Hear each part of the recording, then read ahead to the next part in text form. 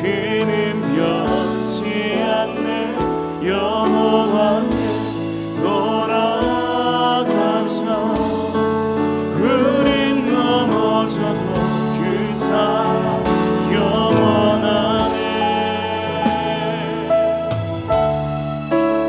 우리를 포기하지 않는 그 사랑의 하나님 앞으로 나아갑니다. 우리의 찬양을 받아주시옵소서. 내 백성이 나를 떠나 돌아섰지만 내 사랑이 내 백성을 포기 못하니 내 모든 것 내어주고 나 그들을 얻으리라. 여호와께 돌아가자. 우린 돌아서도 그는 변치 않네. 여호와께 돌아가자. 우린 넘어져도 그 사랑 영원하네. 여호와께 돌아가자. 우린 돌아서도 그는 변치 않네. 여호와께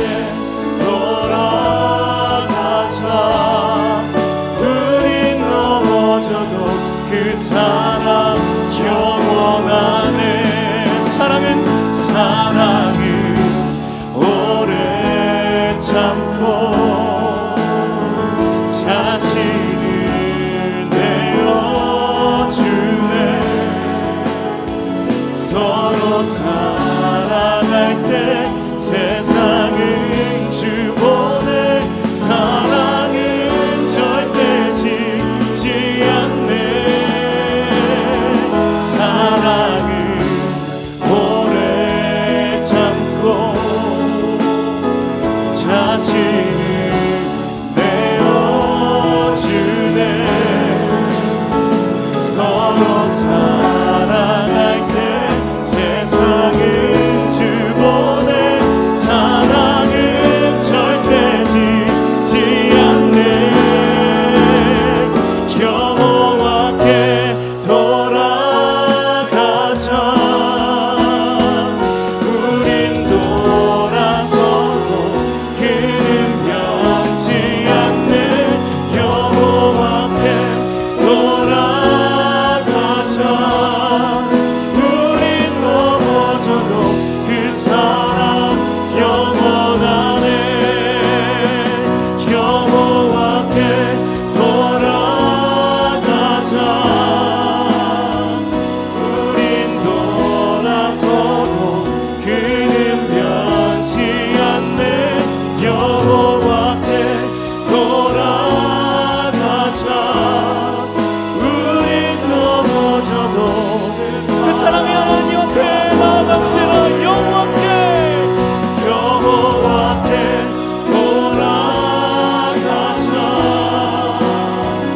우린 돌아서도 그는 변치 않네.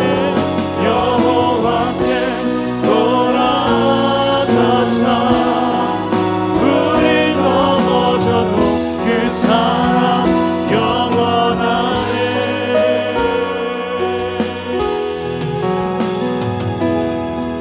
우리를 절대 포기하지 않으시는 그 사랑의 하나님을 찬양합니다.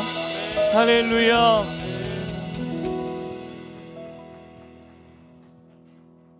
그 사랑의 하나님께서 언제나 우리의 삶 가운데 한량없는 은혜를 베풀어 주셔서 오늘도 우리는 이 믿음의 길을 걸어갈 수 있는 줄 믿습니다. 그 은혜의 하나님을 한 번 더 찬양하며 나아가겠습니다.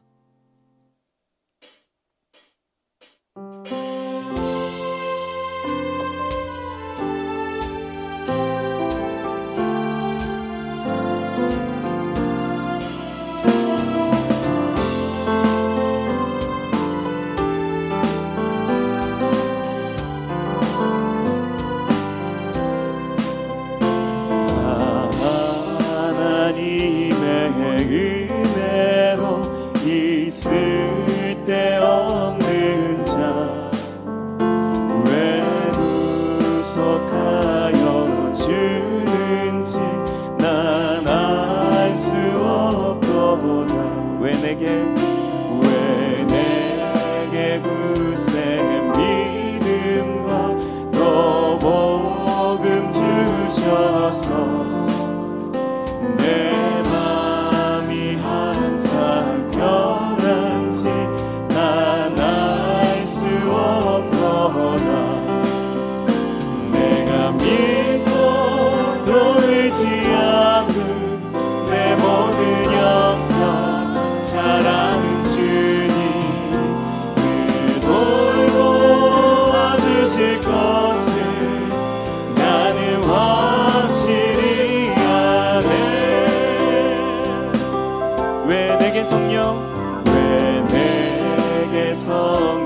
주셔서 내 마음을 감동해 주 예수 믿게 하는지 난 알 수 없도다. 내가 믿고 또 의지하는 내 모든 영광 잘 아는 주님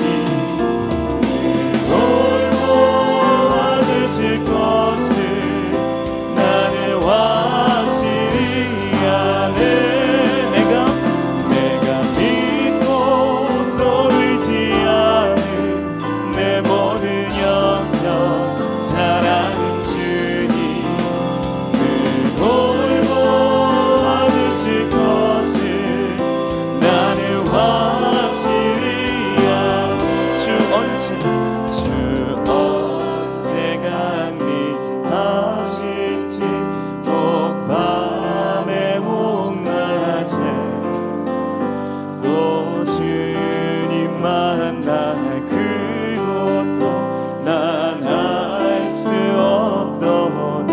그러나 내가 믿고 또 의지하는 내 모든 영광 잘 아는 주님 그 돌보아주실 것을 나는 확실히 아네. 내가 믿고 내 모든 영광 잘 아는 주님 그 돌보아주실 것을 나는 확실히 아네. 내가 믿고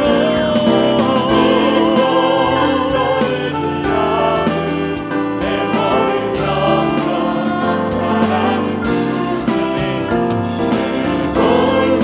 돌보아주실 것을 나는 확실히 아네. 내가 믿고 또 의지하는 내 모든 영광 잘 아는 주님 돌보아주실 것을 나는 확실히 늘 돌보아주실 것을 나는 확실히 아네. 내가 믿고 또 의지하는 내 모든 영광 잘 아는 주님 그 돌보아주실 것을 나는 확실히 아네. 은혜 아니면 살아갈 수 없습니다. 은혜 아니면 살아갈 수가 없네. 호흡마저도 다 주의 것이니 세상 평안과 위로 내게 없어도 예수 오직 예수뿐이네. 그 신께는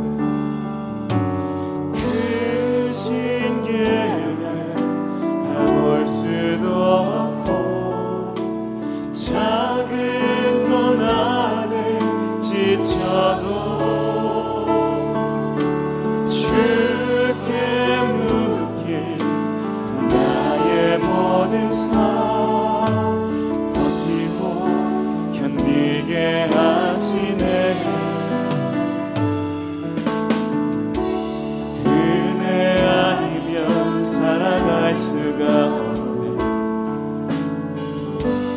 나의 모든 것 다 주께 맡기니 참된 평안과 위로 내게 주신 주 예수, 오직 예수뿐이네. 은혜 아니면 살아갈 수 없습니다. 은혜 아니면 살아갈 수가 없네.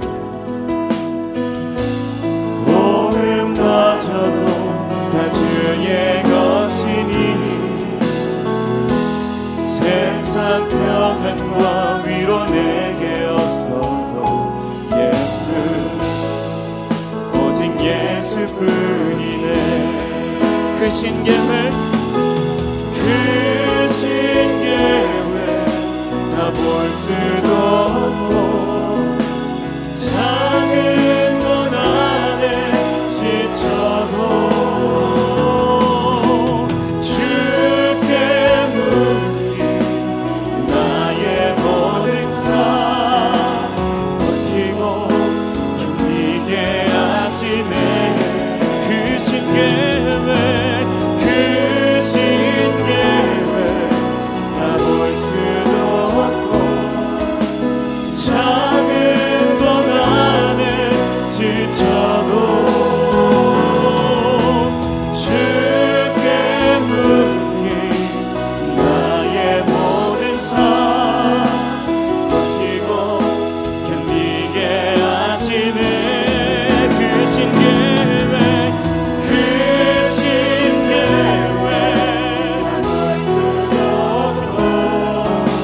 작은 번 안에 지쳐도 주께 묻기 나의 모든 삶 버티고 견디게 하시네. 그 신계회, 다 볼 수도 없고 작은 번 안에 지쳐도 주께 묻기 나의 모든 삶. 우리 크신 계획을 신뢰하시는 분들 믿음의 두 손 높이 들고 한 번 더 찬양합시다. 크신 계획, 그 신계획 작은 번 안에 지쳐도 주께 묻기 나의 모든 삶 버티고. 우리 그 하나님 신뢰하며 말씀을 기대하며 기도합니다. 기도합시다. 오 사랑의 주님, 이 시간 말씀으로 나를 이끌어 주시는 줄 믿습니다. 이 고된 삶을 승리로 이끌어 주시니 하나님의 말씀을 기대하며 나아가오니 우리의 고단한 삶이 감격의 삶, 승리의 삶, 믿음의 삶 되게 하여 주시옵소서. 주님,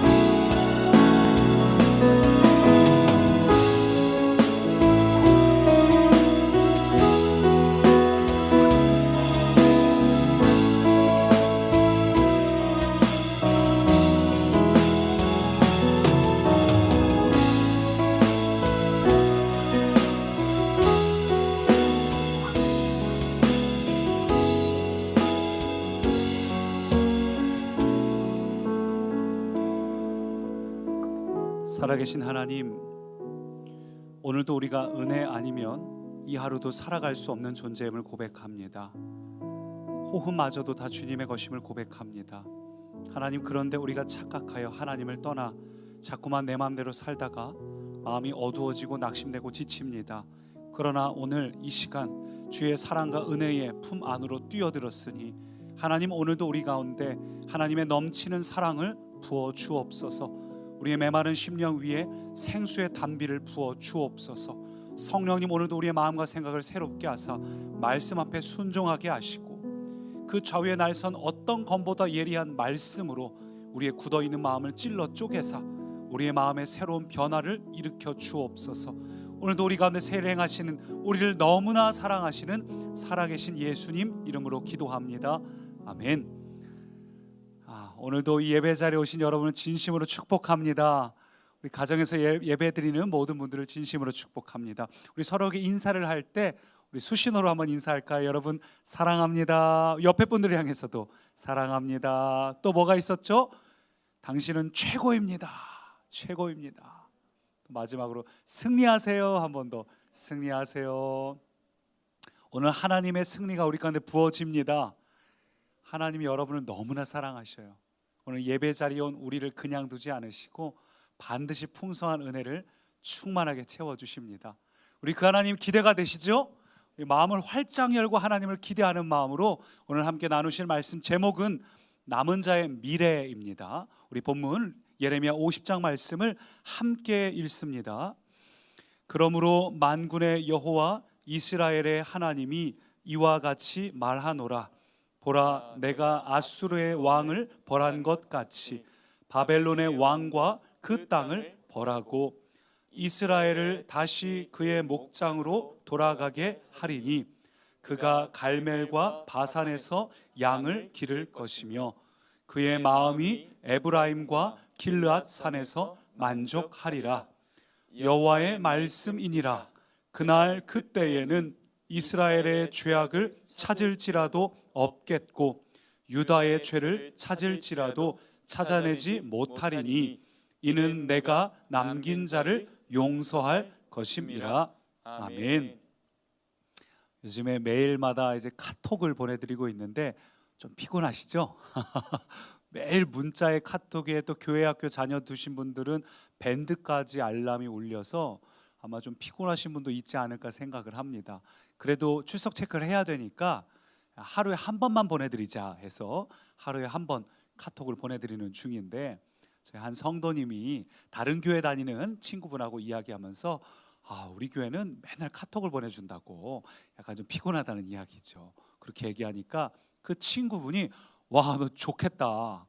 우리 교회도 좀 그렇게 해줬으면 좋겠다. 나도 좀 누가 좀 나 좀 챙겨주면 좋겠다. 매일 좀 카톡 좀 오면 좋겠다. 그렇게 이야기를 하더라는 거예요. 우리가 보기에는 평범하고 때로는 귀찮게 여겨지는 것들도 어떻게 보면 다른 관점으로 보면 참 감사할 조건일 때가 많이 있습니다. 그래서 우리가 이런 감사를, 일상의 감사를 새롭게 재해석하고 발견하는 훈련이 이 한 달 동안 있으며 또 감사 노트에 기록함으로 진행 중입니다. 또 감사 노트 쓸 뿐만 아니라 남은 자로 한 달 살기 홈페이지가 있어서 거기에도 감사의 글을 계속 올리시는 분들이 계신데요. 이번 주 중에 한 성도님이 감사의 글을 올리셨는데 감사라고 하기엔 너무 슬픈 글이었어요. 그래서 제가 이 글을 조금 길지만 여러분에게 한번 읽어드리고 싶습니다. 약 2달 전 아내와 너무나 갑작스러운 아픈 이별을 하고 믿기지 않는 현실을 부인하며 하나님을 향한 원망과 분노가 가득했습니다. 왜 나에게 이런 일을, 내가 이 정도로 큰 죄를 지었나요? 하나님을 원망하고 원망했습니다. 원망과 기도를 반복하던 중 이별은 아프지만 하나님의 방법을 이해할 수 있는 마음을 주셔서 아픔을 이해하고 조금씩 평안을 찾아가고 있었습니다. 그러나 말로 할 수 없는 그리움과 외로움, 너무나 보고 싶음에 순간순간 아픔이 다시 올라왔습니다. 그러나 어제 묵상하던 중 깨달았습니다. 주님도 나처럼 아프고 눈물 흘리고 계시는구나. 내가 괴로움에 울부짖을 때 어찌할 바를 모르시며 날 위해 같이 울어주셨구나. 아직 하나님의 뜻을 깨닫기는 너무나 부족하고 어리석은 날 위하여 하나님도 같이 아파하시고 나를 너무나 사랑하셔서 내 아픔을 아시고 주님도 같이 울고 계셨구나. 믿음이 약한 내가 염려되셔서 성령님이 탄식하시며 날 위해 기도하셨구나. 하나님이 나를 얼마나 사랑하시는지 깨달았습니다. 내가 혼자 아파하고 슬퍼한 게 아님을 깨달았습니다. 이 마음을 깨닫게 된 어젯밤, 아내와 이별 후 처음으로 하나님께 평안한 마음으로 기도할 수 있었습니다. 아직도 현실이 믿겨지지 않고 그리움은 말로 다 표현할 수 없지만 하나님이 얼마나 날 사랑하시는지, 내가 울부짖고 괴로워할 때 단 한 번도 혼자 두지 않으셨던 하나님, 그 사랑에 감사하며 믿음을 더욱 굳건히 하겠습니다. 아무리 인생의 막다른 길, 상상할 수 없는 고난의 순간에도 하나님은 나와 함께 하십니다. 남은 자로 한 달뿐 아니라 남은 자로 천국에 갈 때까지 이 은혜 잊지 않고 감사의 기적을 만들며 살겠습니다. 하나님 사랑합니다. 이렇게 글을 올리셨어요. 이분이 누구냐 하면 세종의 한 성도님이신데 한 몇 주 전에 아마 설교 때 잠깐 언급됐던 분이에요. 왜 갑자기 아내를 떠나보내고 그 아픔을 다 추스르지 못한 상태에서 생일이 돌아왔는데 누구에게 알린 것도 아닌데 사람들이 그걸 모른 채로 혼자 있으니까 안타까워서 목장 식구들이 그 돌아가신 소천하신 분의 같은 목원들이 이제 반찬도 해다 주시고 했는데 거기에 미역국이 들어 있어서 하나님께서 이렇게 또 위로하시는군요라는 고백을 하셨던 그 성도님의 표현이에요. 참 이 표현을 보면서 여러 가지로 힘들고 어려운 상황이지만 그 상황 속에서도 하나님의 뜻과 마음을 발견하기 위해서 고군분투하시는 한 성도님의 모습을 보면서 또 이와 비슷한 모습이 우리 안에 많이 있지 않습니까? 우리도 인생 살다 보면 참 마음이 힘들고 어렵고 낙심되고 답답한 순간들 중에, 두려운 순간들, 아픈 순간들 중에 우리도 여러 가지로 고군분투를 하고 있어요. 또 그런데 그런 고군분투를 하다 보니까 마음이 힘드니까 우리가 교회에서 승리합니다, 잘 될 겁니다, 이런 얘기가 좀처럼 마음에 와닿지 않아요. 내가 너무 힘들고 어려운데 자꾸 승리합니다, 잘 될 겁니다, 웃으면서 이야기하는 게 잘 와닿지가 않습니다. 오늘 본문 속 백성들도 그랬어요. 지금 예레미야 선지자가 선포하는 예언의 내용이 뭐냐 하면 바벨론도 멸망한다, 바벨론도 심판당한다, 그 얘기예요. 근데 이 말씀이 선포되던 당시는 바벨론이 역사상 최고의 전성기를 구사하던 때입니다. 그러니까 백성들 입장에서 보면 예레미야의 예언이 하나도 와닿지 않아요. 너무 비현실적이에요. 너무 허무맹랑한 이야기예요. 마치 가짜 뉴스처럼 들리는 겁니다. 전혀 와닿지 않아요. 지금 우리도 비슷할 때가 있습니다. 우리가 말씀을 들으며 이 한 달 동안 집회를 하며 여러 가지 이 예배를 통해서 들으면서 우리의 머리로는 지식으로는 와닿지만 마음으로는 잘 와닿지 않을 때가 있어요. 상황이 너무 힘들고 어려우니까 말씀이 정말 내 마음속에 딱 와닿아서 생명이 되고 언약이 되고 살아나고 이런 것들을 경험하기보다는 예배 자리에 오기는 오는데 억지로 올 때도 있습니다. 그냥 하루하루 살면서 너무 힘들고 어려우니까 버티면서 그냥 와서 기도도 하라고 하지만 기도가 잘 안 나올 때가 있어요. 찬양을 할 때 그 찬양이 잘 와닿지 않을 때가 있어요. 이 찬양은 지금 나는 부를 수가 없다, 그 고백이 와닿지 않을 때도 있습니다. 당시 백성들이 그랬어요. 그냥 하루하루를 버티며 견디며 살았고 그러다 보니까 그냥 매일이 무기력한 인생이었습니다. 여러분, 그래서 그런 백성들에게 또 우리에게 하나님께서 무엇을 강조하시는지 아세요? 오늘 본문에서 하나님이 두 차례나 반복해서 강조하시는 표현이 있습니다. 말씀 볼까요? 4절 같이 읽습니다.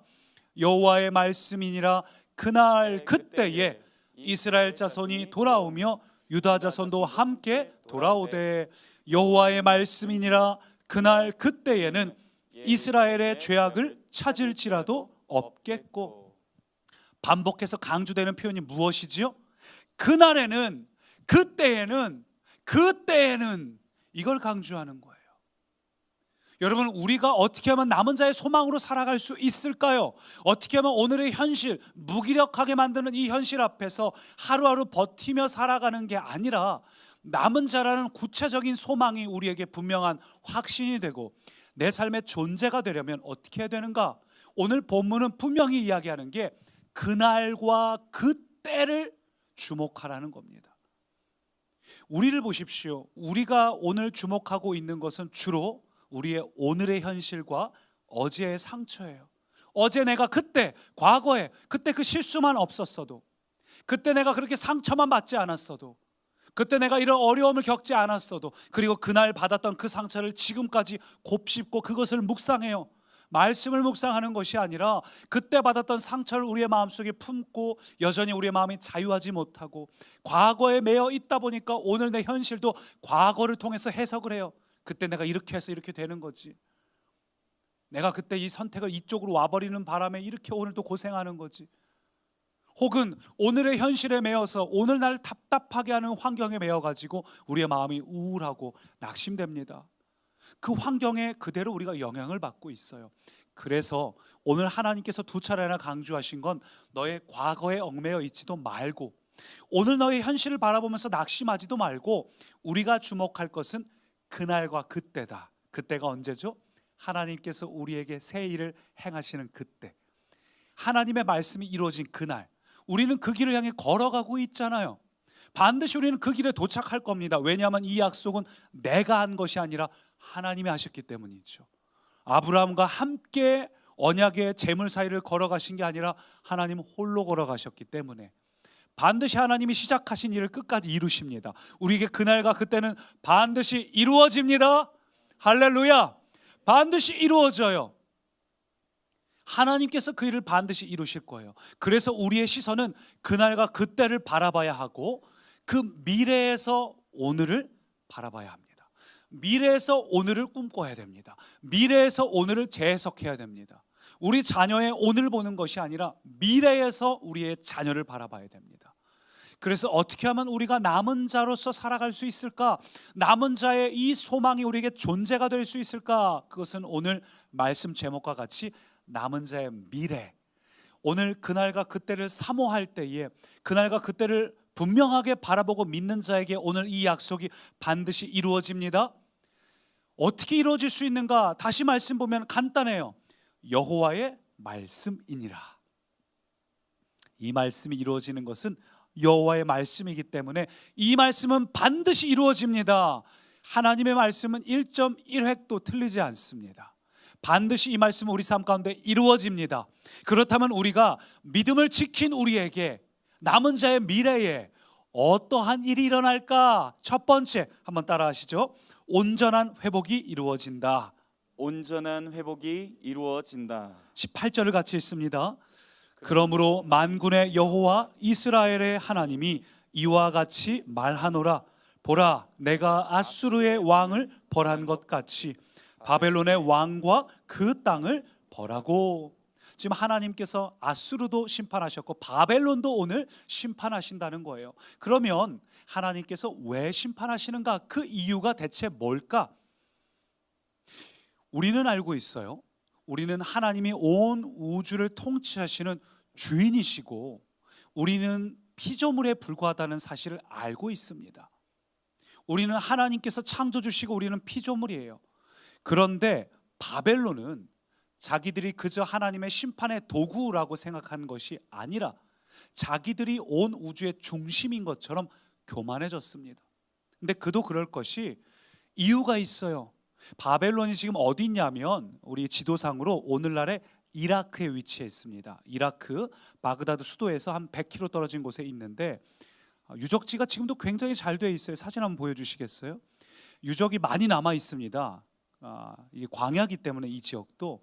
근데 그때 예전에 후세인 이후로 좀 잘 개방이 안 돼서 그렇지 이 바벨론의 유적이 굉장히 광대하고 아주 대단한 제국임을 보여주고 있어요.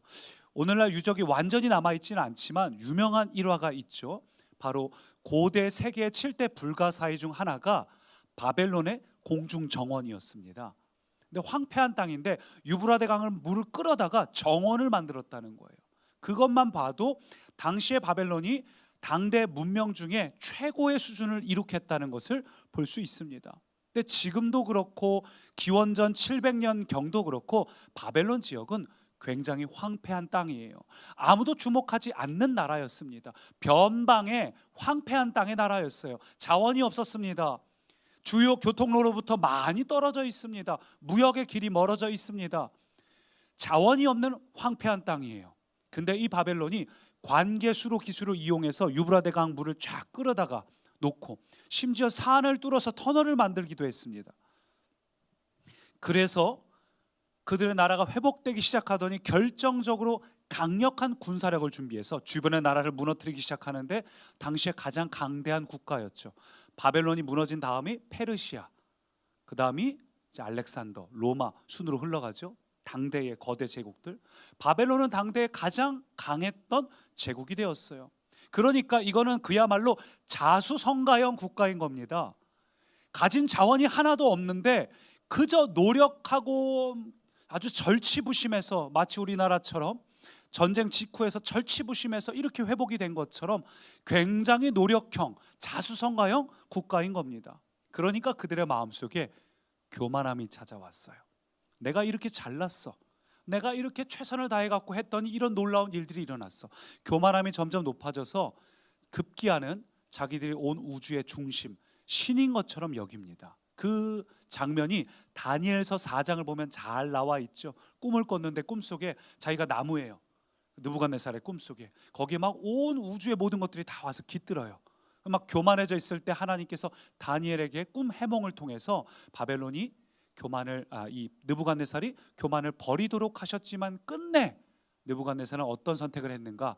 꿈을 꾼 후에 이렇게 얘기를 합니다. 나중에 30절 보니까 나 왕이 말하 이르되 이 큰 바벨론은 내가 나의 도성으로 삼고 내 위엄의 영광을 나타낸 것 아니냐. 이렇게 교만해져서 결국은 이 일로 인해서 기회를 주시고 결국 바벨론이 무너지게 되죠.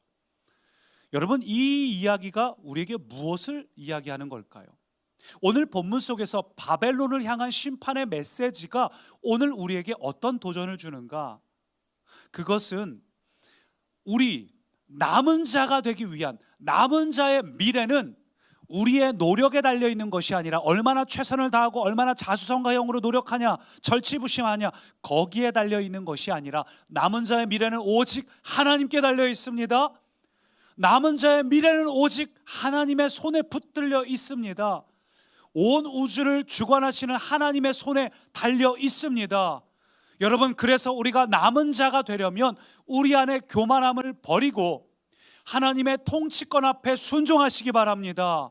우리의 교만함을 버리고 하나님의 주재권을 인정하시기 바랍니다.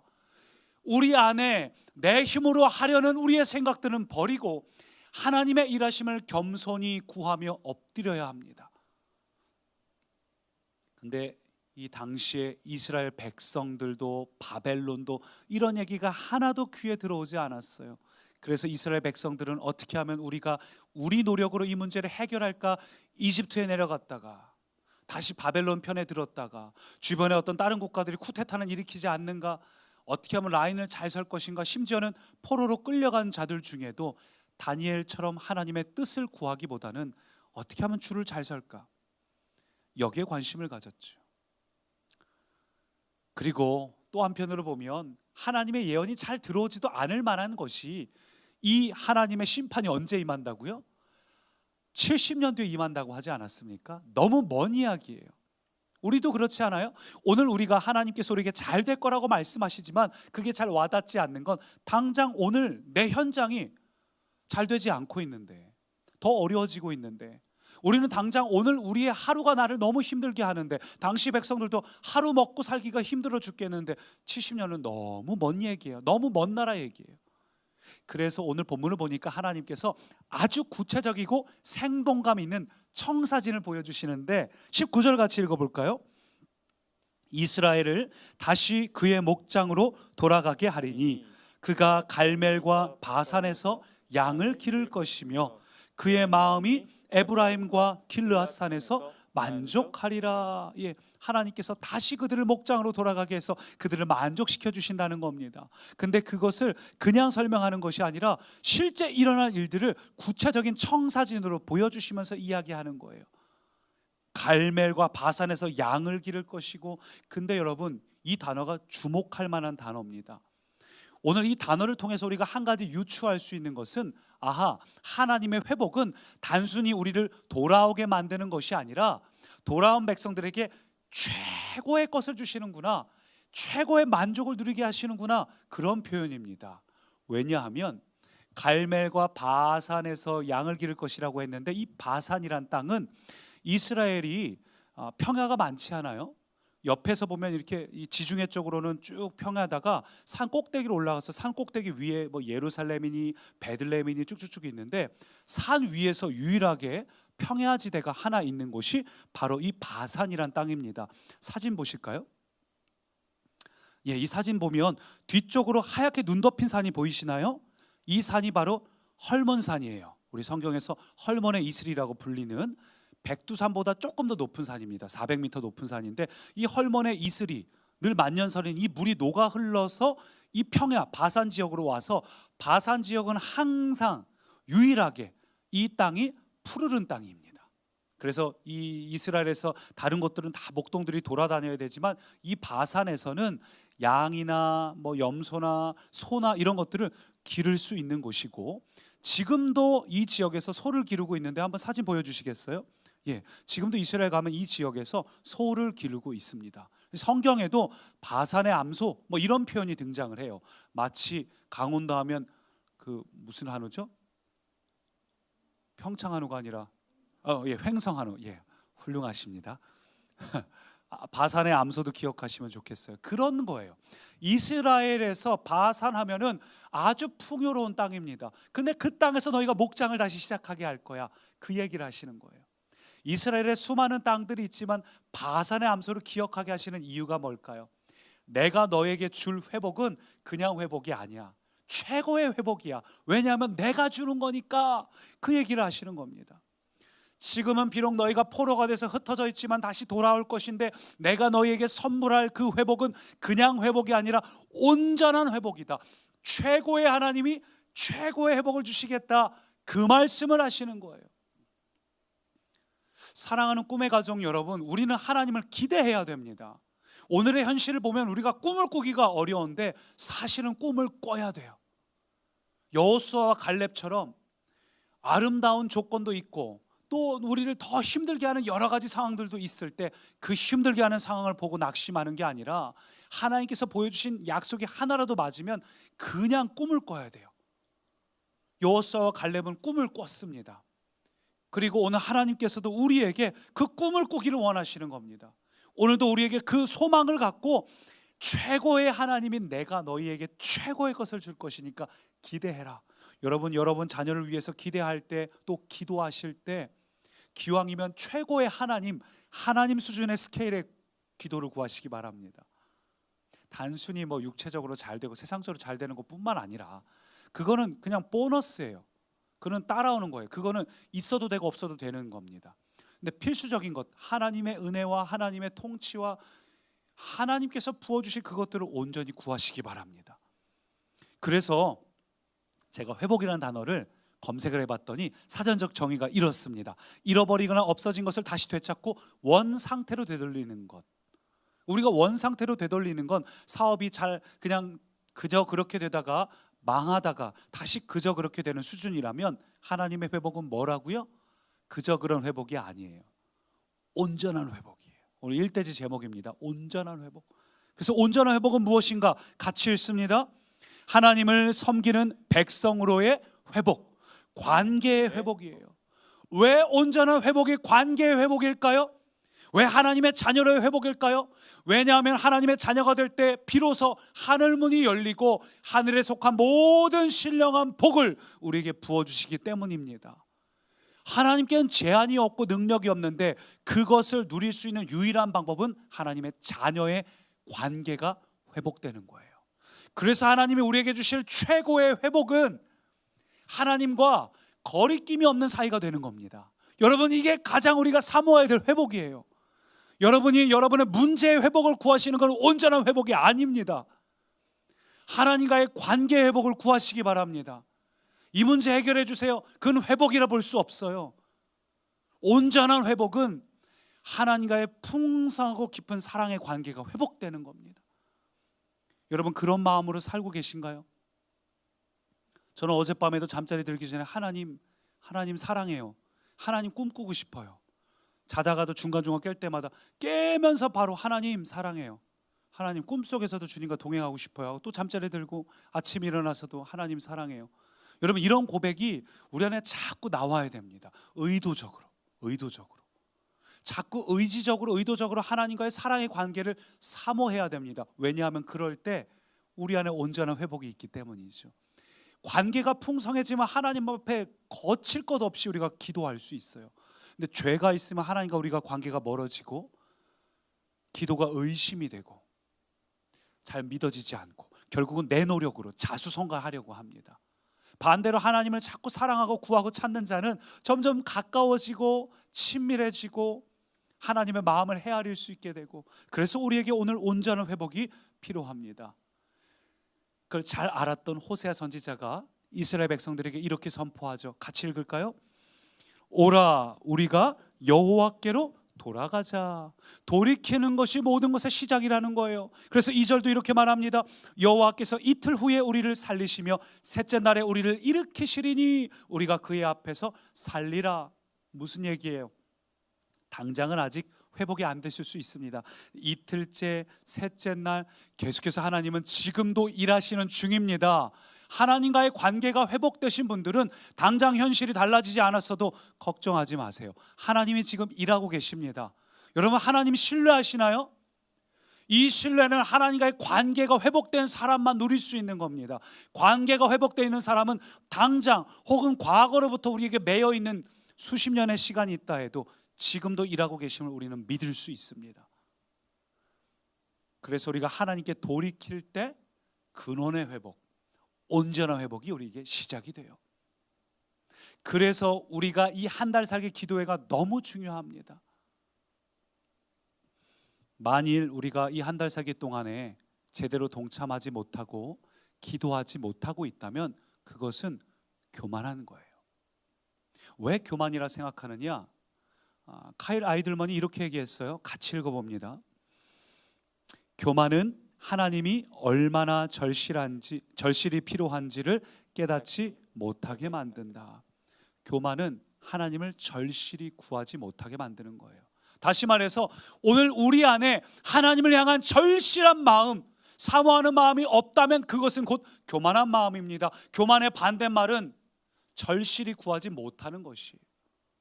오늘 우리 안에 정말 절실한 마음이 있는가? 절실한 마음이 있으면 교만을 깨트리고 하나님 앞에 나올 수 있습니다. 오늘 우리가 어떻게 하면 남은 자로 살 수 있을까요? 하나님께 돌아올 때 진짜 돌아갈 수 있고, 하나님께 돌이킬 때 진짜 남은 자의 온전한 회복이 우리에게 이루어집니다. 그러니 사랑하는 꿈의 가족 여러분, 우리가 오늘도 절실히 하나님을 찾고 간절히 주님만 사모하고 절박하게 하나님을 구하는 우리 성도님들 되시기를 소망합니다. 교만의 반대말은 절실함이에요. 절실하지 않으면 교만한 거예요. 오늘 굉장히 중요한 이야기예요. 오늘 우리가 교만하지 않고 마음이 가난하고 절실한 마음에 있을 때 하나님께서 우리에게 온전한 회복하실 줄 믿습니다. 기대하시기 바랍니다. 그리고 우리 두 번째 한번 따라 하실까요? 완전한 치유가 이루어진다. 완전한 치유가 이루어진다. 20절 같이 있습니다. 여호와의 말씀이니라. 그날 그때에는 이스라엘의 죄악을 찾을지라도 없겠고 유다의 죄를 찾을지라도 찾아내지 못하리니 이는 내가 남긴 자를 용서할 것임이라. 본문의 구성을 보니까 앞서서는 하나님께서 이스라엘 백성들에게 너희에게 바산을 통해서 온전한 회복을 줄 거야 기대하게 만드신 다음에 두 번째로 강조하시는 게 너희는 돌아온 다음에 완전히 치유될 거야. 온전한 회복에 이어서 완전한 치유를 강조하고 계십니다. 무슨 치유인가 잘 보니까 죄악을 찾을지라도 없겠고 죄를 찾을지라도 찾아내지 못하리니 죄로부터의 치유예요. 우리의 가장 근본이죠. 모든 문제와 상처와 아픔의 근본, 우리 안에 있는 죄성, 이 죄로부터의 치유를 하나님께서 말씀하시는 거예요. 근데 궁금함이 하나 생기는 게 본문을 잘 보니까 그날 그때에 하나님께서 죄를 찾을지라도 찾을 수가 없더라, 못 찾겠더라, 이렇게 말씀하시는데 그게 어떤 의미일까요? 이스라엘 백성들이 돌아온 다음에 정신 차려갖고 완전히 새 사람이 돼서 개과천선해서 더 이상 죄악을 하나도 안 짓는 완벽한 사람이 된다는 뜻일까? 그렇지 않죠. 20절을 다시 요약하면 이렇게 되어 있습니다. 여호와의 말씀이니라 이는 내가 남긴 자를 용서할 것임이라. 어째서 그들 가운데 죄를 찾을 수 없나? 그것은 하나님 편에서 용서하셨기 때문이라는 겁니다. 우리의 노력이 아니라 하나님의 용서라는 거죠. 그래서 특이한 게 이 용서라는 단어가 히브리어로 살라흐라는 단어인데, 이 단어는 사람과 사람 사이에 내가 너 용서할게 할 때 사용되는 단어가 아닙니다. 이 단어는 하나님께서 사람을 용서하실 때만 사용했던 단어가 이 살라흐라는 단어입니다. 여러분, 하나님께서 우리의 죄를 용서하신다는 거예요. 왜냐하면 거룩하신 하나님은 죄인 된 우리와 함께 하실 수가 없습니다. 우리가 죄가 있다면 하나님께 나아갈 수 없고, 나아갈 수 없다면 일대지에서 나눴던 온전한 회복은 우리가 누릴 수 없겠죠. 그야말로 가끔씩 됐다 안 됐다, 됐다 안 됐다, 뭐 이런 불안정한 회복이겠죠. 그래서 하나님께서는 우리가 온전한 회복을 누릴 수 있도록 하시기 위해서 우리의 죄의 문제를 해결하시겠다는 거예요. 근데 이 죄의 문제가 우리가 그토록 원했던 부분이죠. 어떻게 하면 우리가 죄의 문제를 해결할 수 있을까? 아무리 죄를 짓지 않고 싶어도 우리는 오래가지 못해서 금방 나의 연약함이 드러나고 죄성이 나를 주장하는 것을 보게 됩니다. 그래서 하나님께서는 그건 너의 노력으로 하는 것이 아니라 내가 너를 용서한다, 내가 너를 살라한다, 내가 너를 품어주겠다, 내가 너의 모든 문제를 없이 하겠다, 그 선포를 하시는 거예요. 그것이 우리가 전에 나눴던 옛 언약과 새 언약의 차이입니다. 옛 언약은 우리의 노력으로 무언가를 해내야만 하는 불안정한 거였습니다. 온전하지 못했습니다. 근데 하나님께서는 오직 하나님의 사랑과 은혜에 기반한 새 언약을 우리 가운데 부어주셨어요. 그것은 이스라엘이 잘나고 훌륭해서 정신 차리고 돌아와서 사람은 또 무너질 수 있어요. 오늘도 우리가 이 예배를 드리지만 다시 삶의 현장에 돌아가서는 우리도 모르게 우리 안에 죄성이 다시 나오고, 우리 자신에게 실망하고, 다른 사람에게 받은 상처를 마음에 품고 지내고, 과거에 매여 있고. 근데 그때마다 우리가 기억할 것은 오늘도 하나님이 그런 우리를 어김없이 찾아오셔서 우리 안에 모든 연약함들을 살라흐 하십니다. 용서하시고 치유하시고 깨끗하게 새롭게 바꾸십니다. 우리의 편으로 할 수 있는 것이 아니라 오늘도 하나님의 은혜와 긍휼과 용서와 사랑을 구하는 자에게 오늘도 십자가의 보혈로 우리의 죄를 덮어주십니다. 십자가의 보혈로 우리의 죄를 용서하시고, 그래서 깨끗게 된 우리에게 성령님이 임하셔서 성령님이 우리의 마음판에 오늘도 하나님의 말씀을 직접 새겨주셔서 말씀대로 살게 인도하시고 이끄시는 분이 우리 하나님이라는 거예요. 오늘 그것을 강조하고 있는 겁니다. 그래서 새 언약의 시대인 이 신약 성경을 보면 참 신기하게도 예수님을 찾아온 이 병자들의 특징이 뭐죠? 공통점이 있죠. 하나같이 자기들의 노력으로 최선을 다했는데 아무것도 이루지 못했다는 거예요. 내가 지난 수년간 수많은 의원들을 찾아가 봤지만 소용이 없었다는 둥, 내가 밀어주는 사람이 없어서 베데스다 연못에 들어갈 방법이 없다는 둥, 다들 하는 이야기가 뭐냐면 절망입니다. 내가 노력해봤자 소용없던데요. 그게 바로 우리의 모습 아닐까요? 내가 교회를 수십 년을 다녀봤는데 잘 안 달라지더라고요. 사람은 달라지지 않나 봐요. 어쩌면 우리 안에 살면서 더 그런 마음이 견고해질 수 있습니다. 지금까지 수없이 수십 년 동안 어쩌면 배우자를 위해, 가족을 위해, 자녀를 위해 기도했지만 달라지지 않거나 더 심해지는 상황 보면서 우리의 마음은 안 되나 봐요. 베데스다 연못의 그 사람처럼 완악해져요. 여러분, 맞아요. 우리의 노력은 안 되는 거 맞습니다. 근데 하나님이 일하고 계심을 믿으시기 바랍니다. 둘째 날에도 셋째 날에도 일하고 계신 하나님을 믿으시기 바랍니다.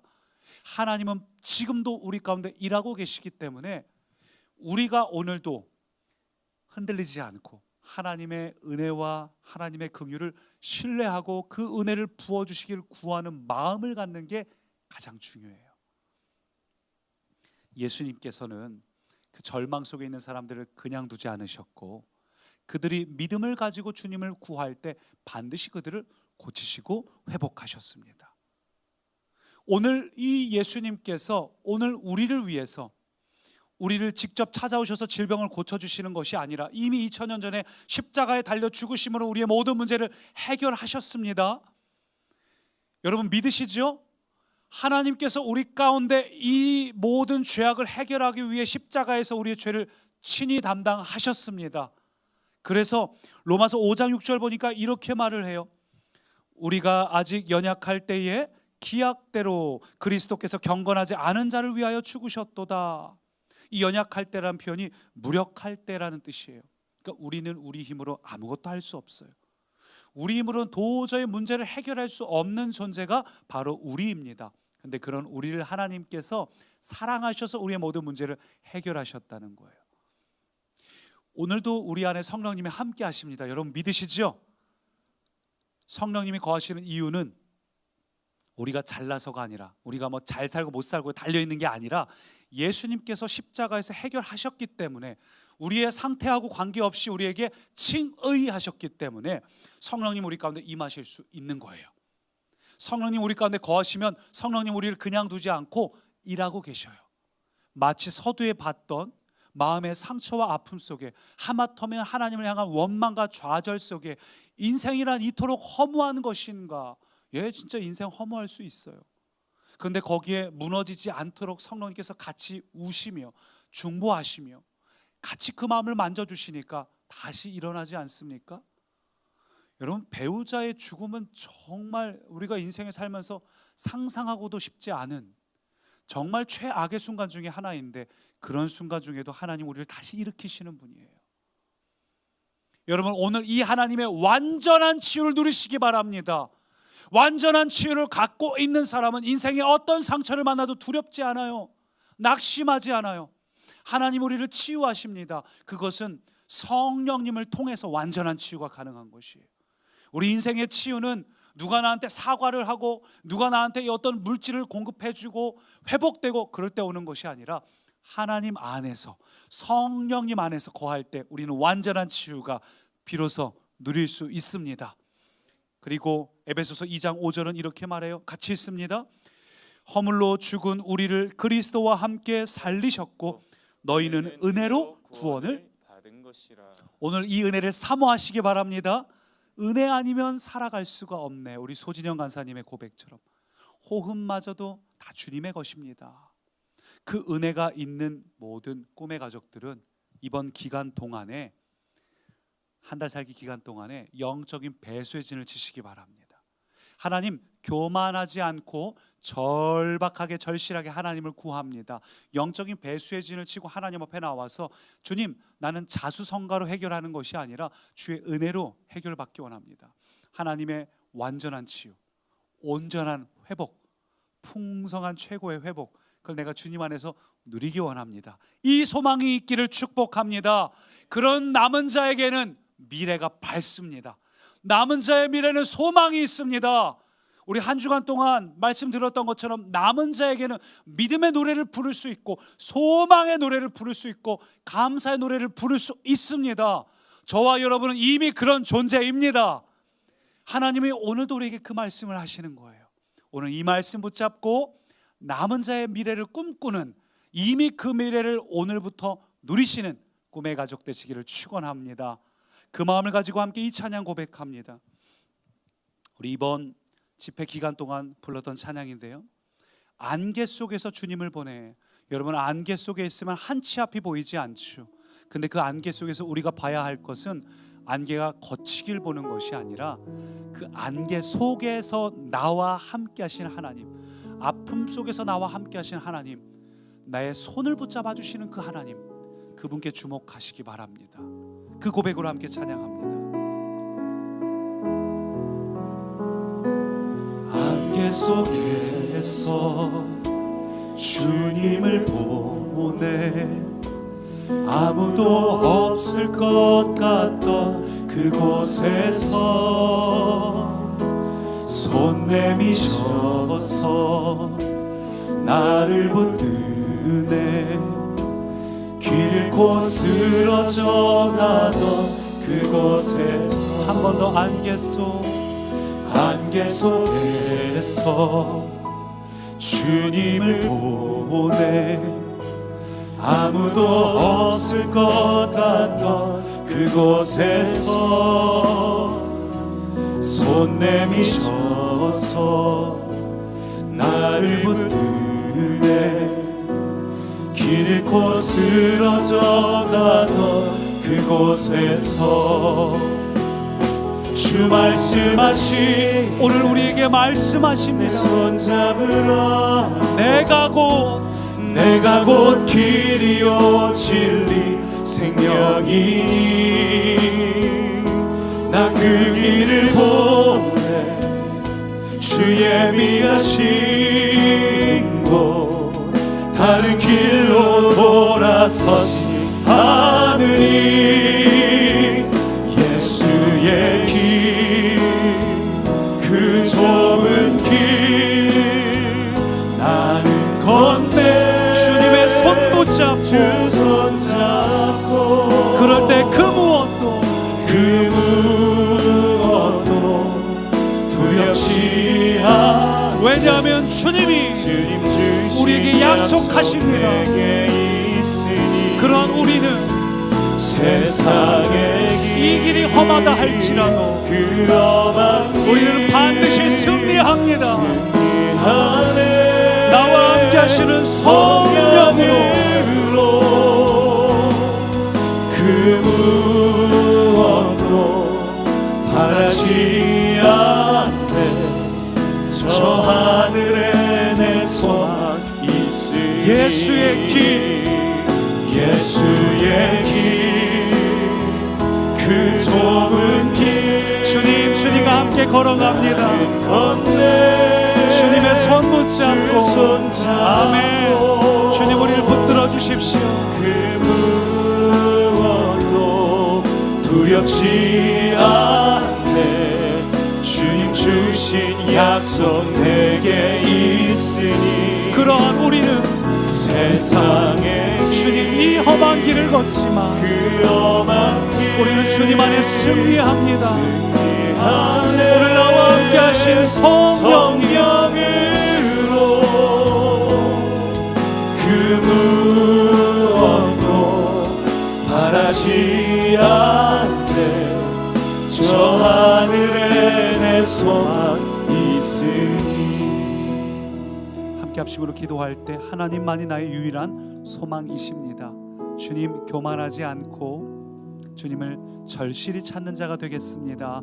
함께 합심으로 기도합니다. 살아계신 주님 오늘도 절실히 주님을 찾습니다.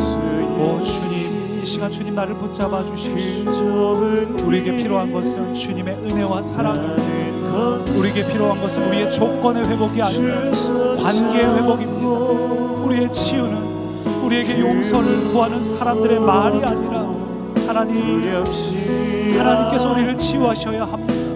오늘도 십자가의 보혈로 우리를 덮어주시고 성령이 우리의 마음 가운데 임재하사 우리를 다스려 주옵소서. 성령님 우리를 붙잡아 주옵소서. 성령님 우리를 다스려 주옵소서. 우리의 마음과 귀를 열어주시고 말씀이 생명이 되게 하옵소서. 오 성령님 주님 안에 소망으로 살게 하옵소서. 주님 붙잡아 주옵소서. 주님을 사모하는 자 되게 하옵소서. 살아계신 주님 남은 자로 한 달 살기 중간에도 이렇게 은혜를 주시니 감사합니다. 주님 남은 자로 한 달 살기가 우리에게 요식 행위가 되지 않게 하옵소서. 마르다처럼 무언가를 하려고 하는 마음을 내려놓고 주님과 진득하게 주님과 교제하는 자리에 정말 마음을 활짝 열고 예배하는 우리가 되게 하옵소서. 주님 우리의 마음을 열어주셔서 예배 드릴 때 마음이 열려지게 하시고 귀가 열려지게 하시고 우리 안에 생명이 넘치게 하여 주옵소서.